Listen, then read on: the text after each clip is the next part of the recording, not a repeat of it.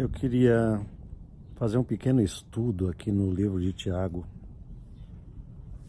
capítulo 3, versículo 13.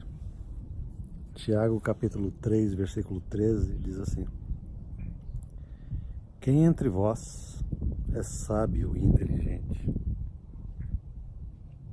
Mostre em mansidão de sabedoria, mediante condigno proceder, as suas obras. O que ele está querendo dizer aqui é o seguinte: a sabedoria espiritual, ela tem uma característica. Qual é a característica de uma pessoa que tem sabedoria do Espírito? Essa pessoa tem mansidão na sabedoria. O que significa isso? Significa que ela não permite a impulsividade da emoção na tentativa de expor a sua própria inteligência, sua própria sabedoria. A sabedoria que vem do alto, ela não é falastrona, ela não precisa ficar falando, ter uma verborragia, ela não tem necessidade emocional de se aparecer para ninguém. Ela não tem necessidade emocional de mostrar que está certa, de mostrar o quão grande é o seu entendimento, de mostrar o quão grande ela percebe as coisas de Deus. Embora ela perceba muito, embora aquele que tem sabedoria e inteligência do Espírito entenda cada vez mais as coisas do reino, as coisas poderosas de Deus, ela não tem a necessidade de subir num pedestal, de tentar aparecer e de tentar mostrar e de tentar provar por A e por B isso e aquilo, porque essa sabedoria, esse tipo de demonstração externa e emocional daquilo que a gente sabe dentro de nós, diz o apóstolo Tiago, não é a sabedoria que vem do alto. Ele diz assim: quem entre vós é sábio e inteligente, mostre em mansidão de sabedoria. É preciso mansidão na sabedoria. A sabedoria tem que ter mansidão, tem que ter domínio. A sabedoria tem que ter paz, né? Ela tem que ter a capacidade de trazer a emoção todo dia a Deus.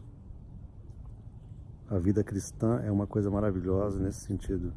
Nós temos que chegar na presença de Deus num lugar sossegado, tranquilo, e render a nossa emoção todos os dias aos pés de Jesus. Amém? Porque o grande problema da vida humana em geral, inclusive dos cristãos, é a vida emocional. Nós não podemos viver pela emoção.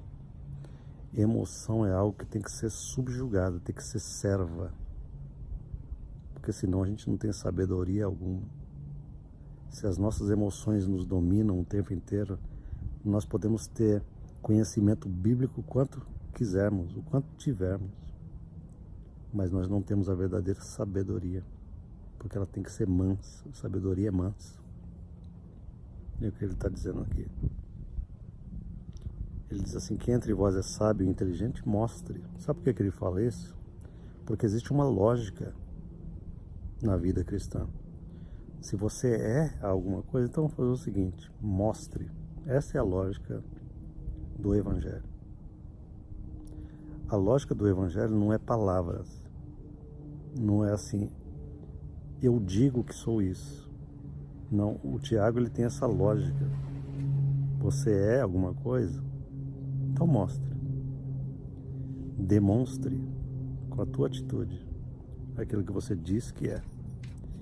Inclusive, este é o tema da carta, o tema central da carta do Tiago, do apóstolo Tiago. Por quê?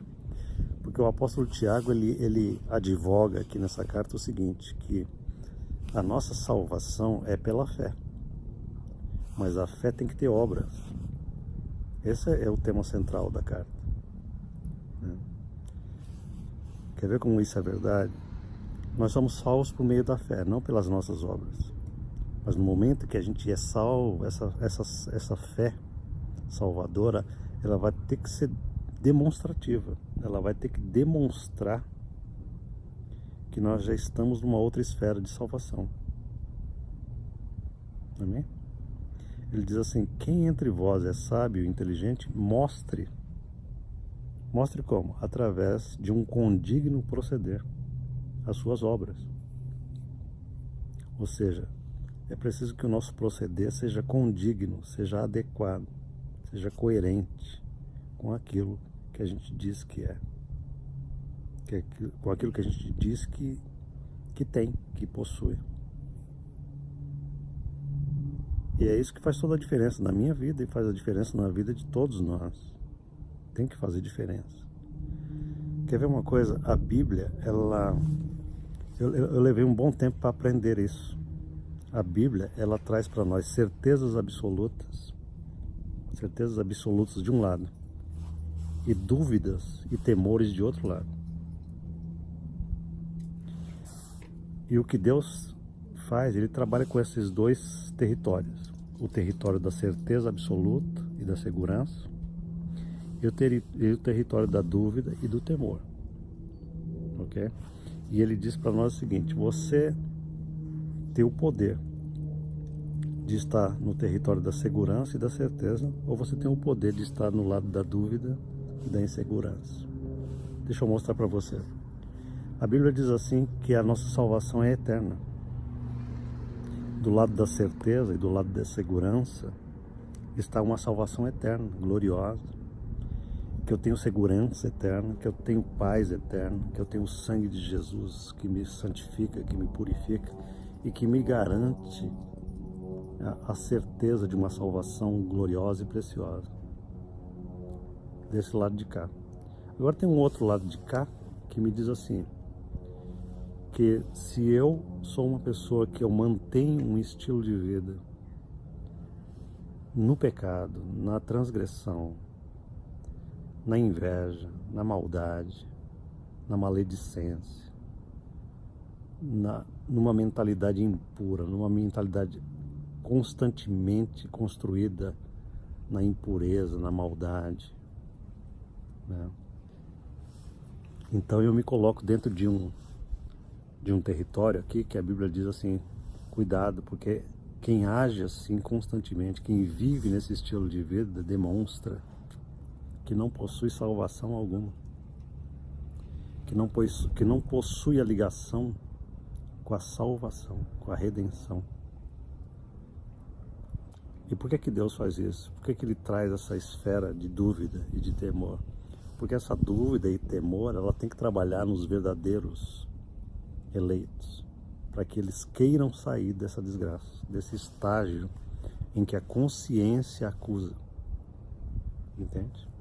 A consciência trabalha para que você não fique na esfera de um limbo psicológico, achando assim: bom, eu sou salvo, eu creio em Jesus, eu creio que eu sou salvo, eu creio que Jesus pagou pelos meus pecados pela graça, mas eu não consigo sair dessa minha vida de adultério, eu não consigo sair dessa minha vida de impureza, de pecado, de lascívia, de imoralidade, de mentira, de roubo. Eu sou desonesto, eu sou desleal, eu sou isso, sou aquilo.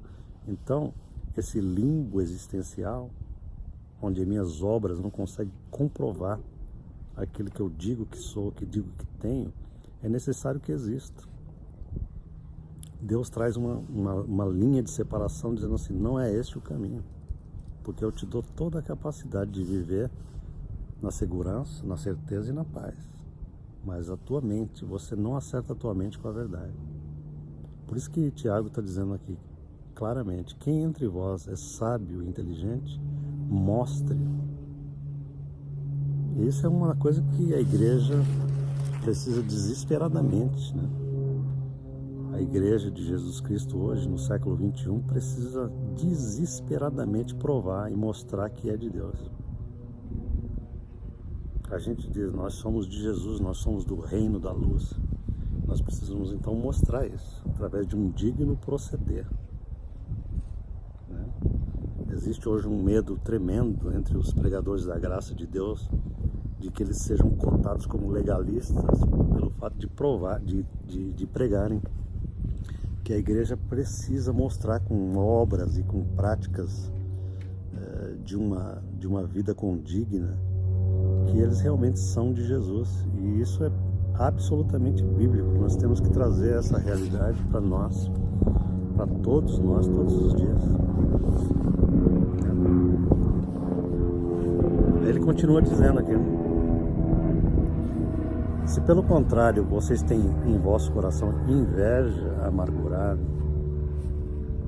e sentimento faccioso, nem vos glorieis disso, nem mintais contra a verdade. O que ele está dizendo aqui tem a ver com emoções, com a vida emocional. Se vocês dizem que são de Jesus mesmo, que são do alto, mas vocês têm um sentimento faccioso, uma sensação diabólica de divisão, de causar divisão através da língua, né? Você faz com que um irmão se volte contra o outro, você causa confusão dentro do corpo de Cristo, você traz maledicência contra a liderança, você traz problema entre um irmão e o outro, você fofoca da vida. Se você faz isso, você tem esse sentimento de facção. Se você tem inveja do outro, você não pode ver, é o que ele está dizendo aqui. Você tem inveja, você não pode ver o outro com uma coisa melhor que você. Né? Essa sabedoria não é a sabedoria que desce lá do alto, ele diz. Porque essa sabedoria é terrena, ela é animal e ela é demoníaca. Ela é diabólica. Percebe como que alguém pode estar no meio cristão, dizer eu sou salvo pelo sangue de Jesus, eu sou salvo pela graça, mas está vivendo diabolicamente, está vivendo demoniacamente. Por quê? Porque as sensações da emoção, elas são diabólicas, entende? As emoções foram dadas por Deus para serem uma bênção na nossa vida, mas elas se transformaram num dos principais fatores da ação do diabo contra a nossa vida. E nós precisamos ter a absoluta capacidade de trazer essas coisas ao senhorio de Jesus Cristo, porque senão a vida não será espiritual, ela será demoníaca, será diabólica. Quando as nossas emoções são carnais, quando nós vivemos segundo a emocionalidade da carne, quando nós não trazemos cativos nossos pensamentos ao senhorio de Jesus, nós não podemos demonstrar Jesus, nós demonstramos Satanás, nós demonstramos a carne e nós falamos que somos de Jesus. Né? E o apóstolo Tiago, ele termina dizendo assim: pois onde há inveja e onde há sentimento faccioso, aí há confusão e toda espécie de coisas ruins. Veja como isso é uma grande verdade.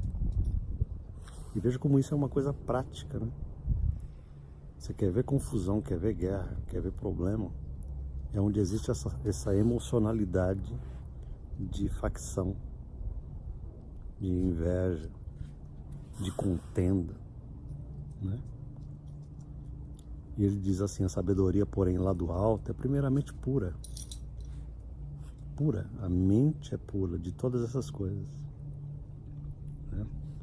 Depois ela é pacífica, é uma sabedoria cheia de paz, ela é indulgente, ela é tratável. O que significa isso? Significa que quem é sábio se permite tratar. Se eu sou sábio, eu me permito ser moldado e ser trabalhado. Eu me permito ser repreendido quando eu estou errado. Eu me permito ser ensinado e ensinável. Isso é sabedoria. É poder ouvir a instrução de quem sabe mais do que eu.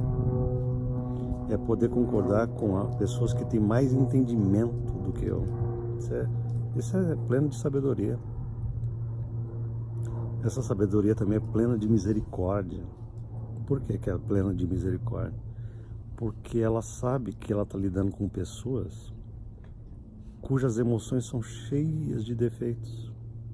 Portanto, ela trata com sabedoria essas pessoas, com instrução para essas pessoas, mas ela também leva em conta que a alma dessas pessoas precisa de cuidado, precisa de tratamento, precisa de instrução para edificação, né? Então, a sabedoria também é cheia de bons frutos, ela é imparcial e ela é sem fingimento. Porque o fingimento está ligado a uma emoção carnal e diabólica, porque o fingimento é você tentar mostrar um fruto que você não possui. Você tenta mostrar por fora que você está sendo compassivo, mas por dentro você está cheio de ódio. Então, o que as pessoas fazem? Elas mantêm a fachada de compaixão e não lidam com o ódio interno. O que Deus está falando para nós é não, mantenha a compassividade externa, mas vá lá atrás e remova o ódio que está por trás, no background. Para quê? Para que aquilo que é externo se una ao que está interno, né? Então, queridos, esse é o estudo, essa é uma meditação que a gente traz do livro de Tiago, que é muito importante para a nossa vida. É a demonstratividade de uma vida realmente, genuinamente de Deus. Amém? Genuinamente do Senhor.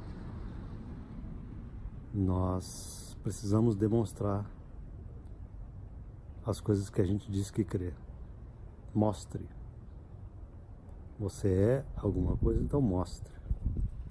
É o que Tiago diz, amém? Que Deus abençoe a todos em nome de Jesus e que o Senhor possa trazer realmente transformação ao nosso coração. Você que ouve essa mensagem, talvez você esteja convicto, porque o Espírito Santo ele não traz condenação. Toda a palavra de Deus, ela tem o objetivo de trazer convicção, não condenação. É porque a palavra de Deus diz no livro de Romanos: agora, pois, nenhuma condenação há para aqueles que estão em Cristo Jesus, mas existe convicção. O que é convicção? Convicção é o amor divino falando: filho, você está errado. Eu quero que você se acerte comigo, eu quero que você se acerte com a verdade. Toda vez que você tem uma convicção, fala: meu Deus, eu tenho errado nisso. Isso é convicção, isso é bom. Não fuja das suas convicções. E nem ignore nenhuma convicção, porque ela vem de Deus. Toda vez que Deus te dá uma convicção, vai lá e se arrependa. Fala: Deus, eu estou errado. Porque você fazendo isso, você se treina todos os dias com a voz do Espírito. No livro de Hebreus diz assim, que nós devemos ter nossos sentidos exercitados para discernir o bem e o mal. E a gente só tem os sentidos exercitados quando a gente obedece às convicções diárias que o Espírito traz a nós, dizendo assim: isso não é legal. Se acerte nisso. Quando eu começo a obedecer às minhas convicções, eu começo a ter percepção da voz divina falando comigo. Eu começo a ter mais sensibilidade para aquilo que Deus fala comigo. Amém, queridos? Vamos orar juntos? Pai querido, eu te louvo porque a sabedoria que vem do Senhor é pacífica. Ela é tratável, ela é humilde. Portanto, eu oro por mim, primeiramente, para que as minhas emoções, a minha alma sempre esteja sujeita ao teu glorioso Espírito. Mas eu também oro por todos os meus irmãos que, sinceramente, ouvindo essa mensagem, digam assim: aleluia, eu quero estar nesse território da segurança, eu quero estar nesse território da certeza. Eu não quero que as minhas obras, que a minha vida seja um mar de incertezas através de uma vida vivida na carne, no pecado, no erro, na indisposição, na falta de disciplina. Pai, eu oro por todos que sinceramente têm essa tensão, essa luta dentro do coração, para que eles sejam salvos da emoção, para que eles sejam salvos do engano psicológico que eles passem para esse território de certeza e poder do Espírito que o Senhor dispõe para nós todo dia, através desse Espírito glorioso que já habita em nós, o Espírito Santo de Deus. Amém? Em nome de Jesus. Deus te abençoe para a honra e glória do nosso Deus. Em nome de Jesus.